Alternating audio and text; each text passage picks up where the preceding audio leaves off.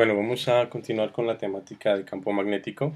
En esta ocasión vamos a mirar lo que corresponde a campos magnéticos en el eje de un solenoide y a un punto muy alejado de los extremos.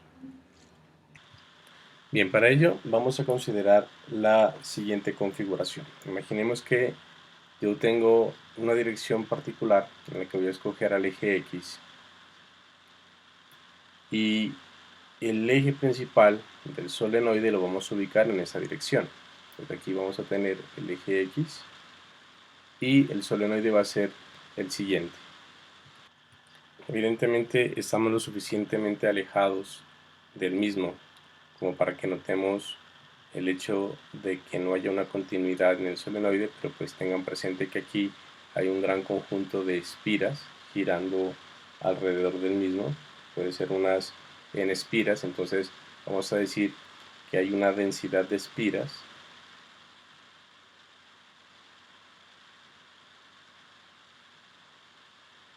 ya la hemos denotado en otras ocasiones con la letra n minúscula, siendo igual al número total de espiras por unidad de longitud.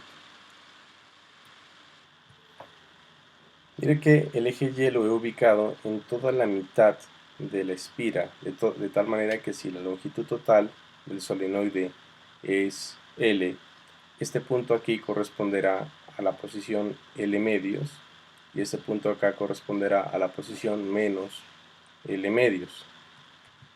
Del lado izquierdo y lado derecho, visto transversalmente en esta zona, vamos a tener una sección transversal de área, simplemente la voy a denotar con la letra A, y vamos a tener una densidad de espiras infinitesimal, la voy a asumir aquí. Vamos a asumir que aquí tenemos una densidad infinitesimal de espiras, o sea que esto aquí sería un dx simplemente. Recordemos que de la clase pasada habíamos visto que cuando analizábamos una bobina o un solenoide por el que estaba circulando una corriente a través de n espiras, la corriente que estaba viéndose encerrada por la curva que utilizamos en la integral de Ampere es la corriente total que la curva está mirando. Entonces tenga presente que, por ejemplo, en este punto tengo una vez I, tengo dos veces I, tres veces I, así sucesivamente para tener n' veces I. Es decir, si nosotros nos fijamos aquí, recuerden que ese es el ejemplo que habíamos visto anteriormente, esto que tengo aquí es la corriente total que está siendo encerrada por la espira. De esa manera, si tenemos presente que aquí tenemos una cantidad infinitesimal de espiras, entonces por ahí va a estar circulando una corriente que yo puedo decir que simplemente es un diferencial de corriente. O sea que tendríamos un DI. Voy a denotarlo con un diferencial DI. Por otro lado, si este es el origen, aquí está O, y el punto a la izquierda del diferencial yo lo llamaría X, entonces yo quiero calcular el campo a una distancia lo suficientemente alejada de ese X. Obviamente el dibujo no está a escala, pero pues si lo hacía más pequeño me quedaba más difícil hacer todas estas características. Entonces dejemos el X aquí y vamos a determinar cuál es la distancia que hay entre el diferencial y el punto donde yo quiero calcular el campo. Bueno, ese punto no puedo llamarlo X porque aquí ya tengo X, llamémoslo X0. Entonces queremos es determinar esta distancia. Esto sería evidentemente X0 menos X. Vamos a utilizar un resultado que obtuvimos en uno de los ejemplos que se dieron en clases anteriores, en el que el campo a distancias bastante apreciables de una espira estaba dado por esta relación 2 veces la constante magnética por la corriente, multiplicando al área transversal, que pues sabemos que es pi por el radio de la espira al cuadrado, supongamos que esto es r, sobre la distancia al cubo. Este es un resultado que ya habíamos obtenido previamente, que se obtuvo como un caso límite al campo total que se generaba por una espira. Entonces, tengamos presente que aquí aparece algo. Mire que, colocámosle un pero, cuando calculamos también en ese entonces el momento magnético, recuerde que el momento magnético debido a una espira es el producto de la corriente por el área. Entonces aquí yo tengo corriente por área, o sea que yo puedo decir que tengo m igual a I por pi por r cuadrado. Por ende, el campo que tengo aquí, de manera más simple, lo puedo escribir como 2 veces la constante magnética multiplicado por el momento magnético de una espira sobre x al cubo. Tenga presente que esto es para una espira. Como lo que tenemos aquí no es una espira, sino un conjunto de muchas espiras, entonces vamos a trasladar nuestro problema a la situación infinitesimal de decir que en el punto x0 se está generando un campo. Se genera un campo en principio debido a este diferencial de corriente que tengo aquí. Entonces yo podría decir que el diferencial de campo generado por ese diferencial de corriente viene siendo igual a 2 veces la constante magnética por el diferencial de momento magnético, porque es que aquí está la corriente, sobre la distancia desde el lugar donde se encuentra el pequeño diferencial hacia el punto donde estamos calculando el campo. O sea que tendríamos x0 menos x al cubo. Pero por otro lado tengamos en cuenta las dos siguientes cuestiones. Primero, el diferencial de momento magnético pues debe ser igual al área de sección transversal, que es la que tenemos aquí, multiplicada por el diferencial de corriente que está dando origen a ese momento magnético. Recordemos que acá tenemos el diferencial de corriente y al mismo tiempo el diferencial de corriente, si nosotros volvemos al ejemplo que mencioné anteriormente, recuerde que acá la corriente total era la que se veía encerrada por la curva que utilizamos en la integral de Ampere. Entonces es n veces la corriente de una espira. Acá lo que vamos a tener entonces es que este diferencial de I va a ser igual a la corriente que está circulando por la bobina, que pues en principio estamos sumando corrientes uniformes, por el diferencial del número de espiras. Pero si al mismo tiempo recordamos que tenemos la relación de acá arriba, que n es igual a n veces L, entonces yo puedo decir que un diferencial de n va a ser igual a n veces de x, porque el diferencial de dl es de x, la densidad en principio vamos a asumir que es homogénea, por ende debe ser constante. O sea que yo aquí voy a decir que esto es igual a I por n por dx. Procedamos entonces a realizar el cálculo. Recordemos que estamos basándonos en el campo que tenemos aquí. Yo tendría entonces que el campo magnético total en el punto que estamos calculando sería igual a la integral de 2 veces K sub m por dm, pero dm es A por di, o sea que nos quedaría esta corriente por el área, por la densidad de espiras, por dx sobre x0 menos x, recordemos que esto está al cubo. Y tenemos que integrar de dónde a dónde. Mire que estamos integrando respecto a x, y x de nuestra figura va desde menos L medios hasta L medios. Entonces, pondríamos como límites de integración desde menos L medios hasta L medios.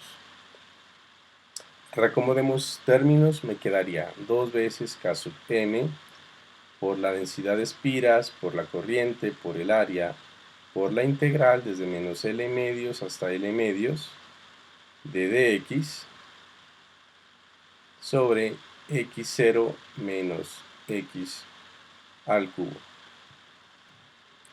Observe que esta es una integral relativamente sencilla de resolver.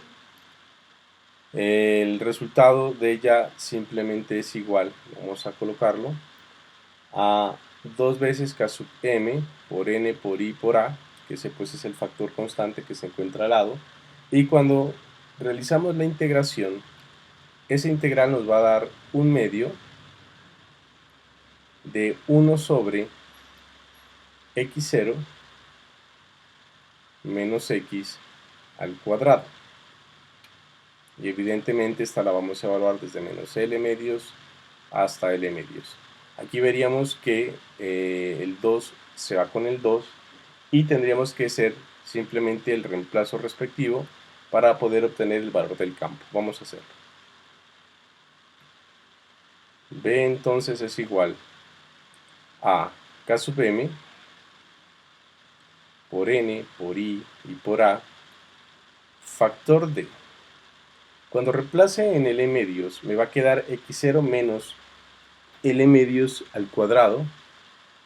Me quedaría entonces 1 sobre x0 menos L medios al cuadrado menos 1 sobre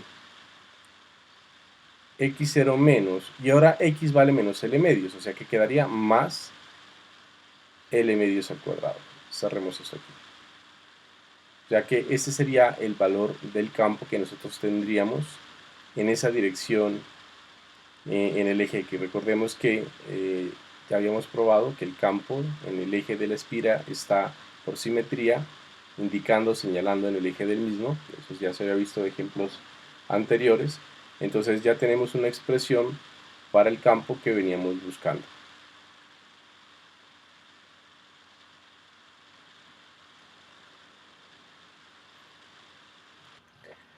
Mire que esto nos trae a la mente un parecido respecto a la ecuación con el campo magnético generado por una partícula. Recordemos lo siguiente. Cuando yo tengo una partícula de carga Q, la cual genera en una cierta distancia, llamémosla simplemente R,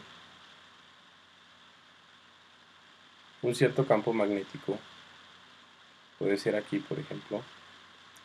Entonces el valor de ese campo magnético ya habíamos visto que estaba dado por una expresión de esta forma: la constante eléctrica, la constante Coulomb, por la carga que genera el campo sobre el inverso al cuadrado de la distancia, en una dirección radial.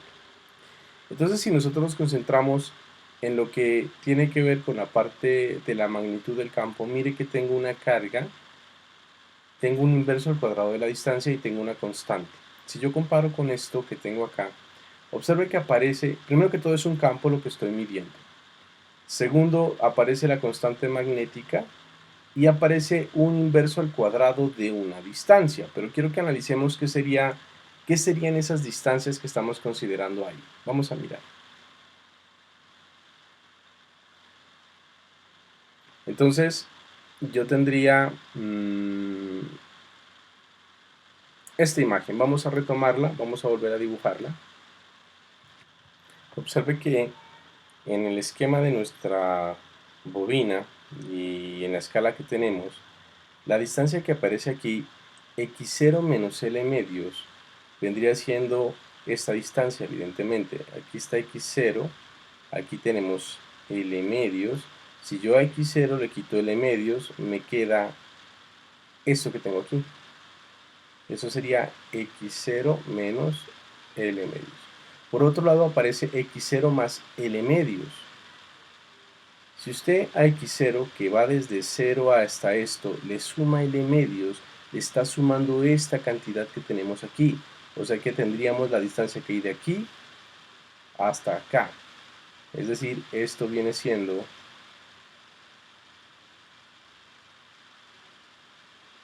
x0 más L medios. Como puede observar entonces, lo que tenemos aquí es el hecho de que las distancias que aparecen aquí es la distancia al punto que yo estoy calculando de cada uno de los dos extremos de la bobina. Es decir, cada uno de estos dos se está comportando como si fuera una especie de carga, pero en este caso una especie de carga magnética.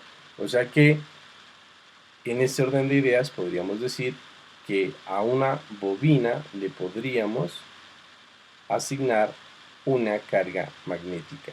Ojo, a la bobina, no en principio a una sola espira. Recuerde que este es el cálculo para una bobina. O sea que yo aquí puedo definir entonces, voy a aprovechar este espacio que tenemos aquí para definir lo que voy a llamar la intensidad de polo de un solenoide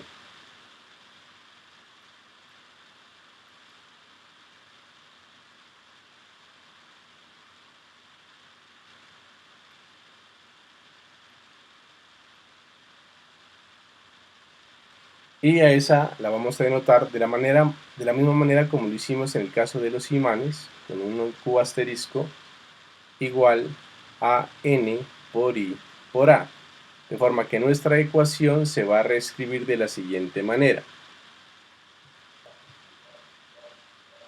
donde como podemos ver, simplemente hicimos el reemplazo respectivo y el álgebra es muy sencilla, y este R1 viene siendo esta distancia que tenemos aquí.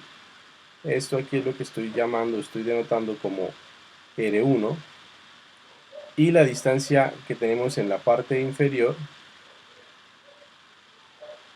esta que tengo acá abajo, es la que estoy llamando simplemente R2. Entonces mire ese parecido nuevamente que tenemos con la ley de Coulomb, la que tenemos aquí para el caso del campo eléctrico.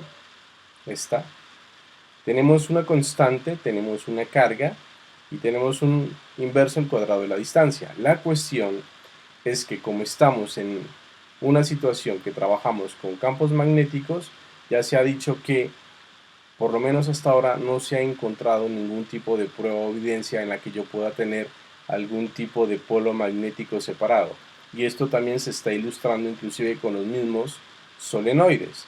Recuerde que esto no es un imán en sí, viene siendo lo que llamamos un electroimán, porque es una corriente que está circulando a través de un conjunto de espiras, se mueve en este sistema que estoy considerando. No es un imán permanente, pero de todas maneras está comportándose de la misma manera. Genera un campo magnético y muestra presentar un par de polos.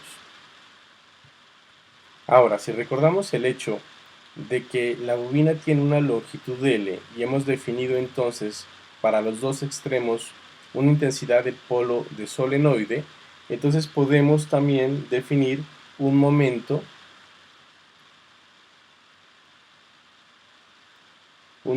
dipolar para ese solenoide,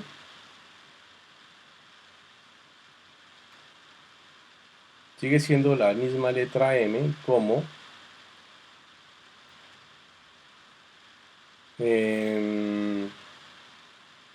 Q asterisco por la longitud. Pero entonces, si tenemos en cuenta la definición que tomamos para Q asterisco, para la intensidad de polo, vamos a reemplazarla aquí. Mire que me quedaría N veces I por A y por L. Esto viene siendo igual. Ahora, recuerde que la definición de la densidad de espiras es el número de espiras por unidad de longitud. Entonces tengo N sobre L por este L. La L se va a ir y me queda N veces I por A. Y recuerde que, bueno, voy a ser explícito en algo aquí. Este sería el momento de un solenoide y este de acá sería el momento de una espira. Perdón, sigue siendo del solenoide, Y este de aquí es el momento de una espira. Este que voy a señalarles en rojo, este señor, simplemente es m para una espira, porque es corriente por área. Entonces tenemos por conclusión que el momento magnético debido a un solenoide es igual a n veces el momento magnético de una sola espira.